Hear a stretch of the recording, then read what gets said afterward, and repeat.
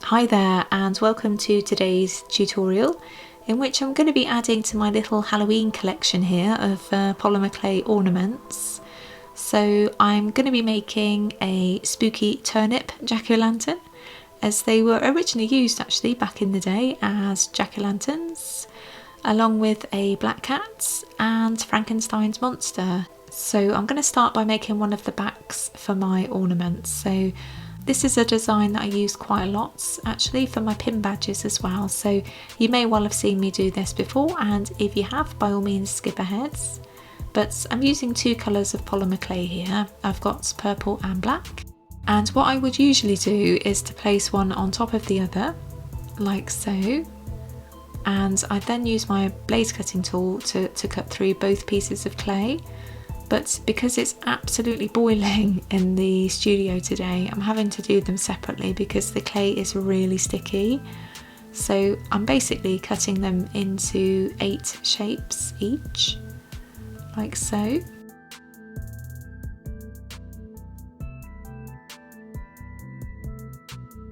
So there's the purple and the black.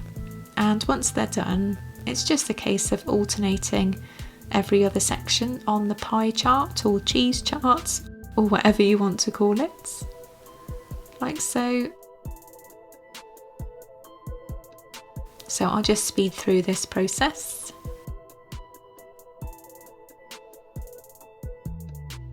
And once they're done, I'm just going to use a wet wipe here just to try and coax the clay together, and it also helps to keep the clay nice and clean actually, so it's like a double whammy.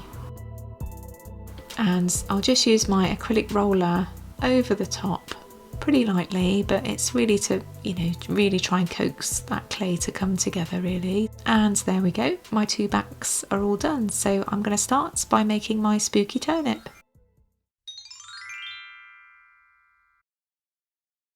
So to make my turnip, I want to make a graduation of colours in my clay. So I've got a really nice lilac here, along with a beige, and they're pretty representative of turnip colours.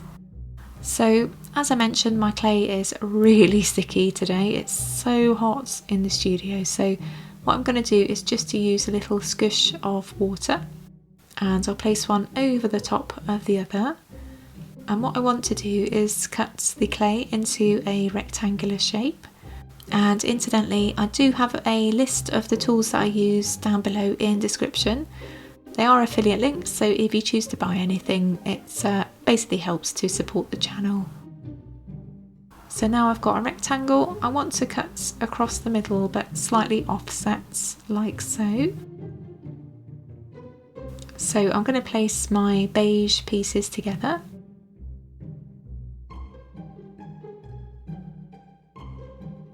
And my lilac pieces together as well. And I really love colour graduations. I think it always looks really impressive with polymer clay because it often confounds people as to how you're able to do it as a polymer clay artist. So I'm just going to use my acrylic roller just over the top just to try and coax the clay together a little more. It's just not playing ball today really, but we all have days like that. So I'll go over to my pasta roller, like so, and it's on the thickest setting, and essentially it's just a case of just pulling it through really, and folding it over and pulling it through again, and you just really need to keep going really.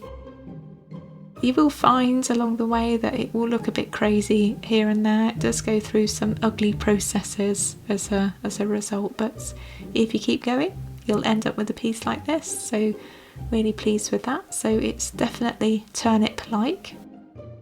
So I'm just going to take the top and the bottom off, and I'm just going to roll that as tightly as I can, like so, and then it's just a case of really trying to push that into essentially a turnip shape really. So after a few minutes you should end up with something hopefully a little like this. And I'll use my needle tool here just to create a load of little indentations to make it look a lot more like a turnip, hopefully.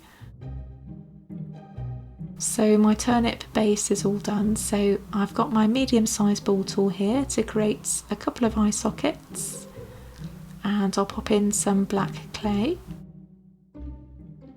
And with my medium-sized ball tool again, I'm just going to press down so I've got a really defined pair of eye sockets really. And for the mouth, I'm just going to use my scalpel here just to create essentially a line. I'm just going to try and push that out a little further with my scalpel, as you can hopefully see here.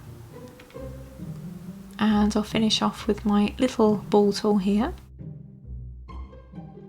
And once I've got essentially a recess that I'm happy with, I'll just pop in some black clay, just so that you can really see the mouth. And as with last week's video, I've got some glow-in-the-dark clay here, so it really works well for eyes. So of course I decided to use it for my little turnip character. And I'll go over with a wet wipe just to ensure that everything looks nice and clean. And I'm going to give him some teeth with the glow-in-the-dark clay as well, because I want him to really resemble the turnip jack-o'-lantern that I've got in my mind's eye really. So I'll just post a pic of it here. And I'll give him some pupils. And now that I'm happy with him, I can then place him onto the back of the ornaments, like so. And because I'm making a hanging ornaments, I need to make a couple of holes at the top, so I'll just plot them out with my needle tool first before I go in with my small size ball tool. And I need to ensure that I'm pushing all the way through so that after baking I can easily insert some string in there or some threads. So to ensure that he looks like parts of the sets, I'm just going to pop on some orange cheeks as well, and a couple of eyebrows.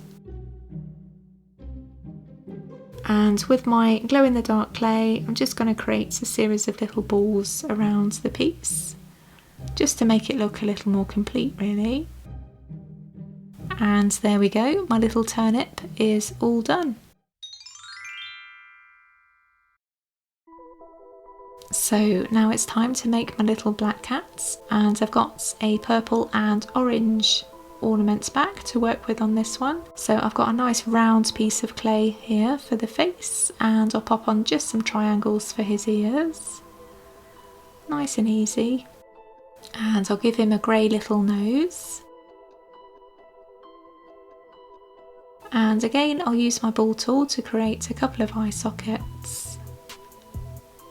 And I'm going to pop in some green clay for this one's eyes. I did think about the glow-in-the-dark clay, but I think it works better with green on a cat's. So I'll just give him a couple of pupils, and I'm using a little line of clay this time just to make sure that they look a little more feline really. And I've just got this little fondant tool that I use sometimes just to create a little mouth, and you could easily do this with a needle tool as well if you don't have anything like this in your clay kits. And I'm going to give him a little pair of vampire teeth, I think. So here's the glow-in-the-dark clay again. So they're just very narrow triangles. And a couple of pink cheeks, like so. So now I can place him onto the back of the ornament, so just spend a few moments really trying to plot out where I want him to go. And as with the turnip ornaments, I'll just pop in some holes with the ball tool here. And I'll add on some little glow-in-the-dark pieces as well. And to give him a little more character, I've just got some grey clay here to give him a couple of eyebrows, so I think it helps the piece just come together a little more really.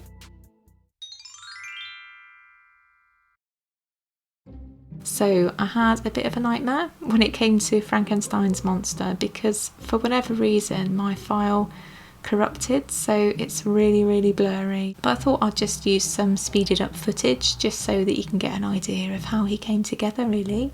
I'm sure I'll be making another little Frankenstein at some point, so yeah, apologies for that. So now my little turnip, Frankenstein's monster, and my little black cats are all ready to bake. and at this point you'll need to refer to your own brand of polymer clay's baking instructions. And here they are, all done and now hanging up on some string. Let me know which is your favourites. I think it might be the turnip for me, only just though. I will link down below if you're interested in my pumpkin, spider and skull tutorial. Give it a like if you got this far, and in case you're wondering, here's a demonstration of the glow-in-the-dark clay. I've just got the turnip in my drawer here. Thanks for watching and I'll see you next time.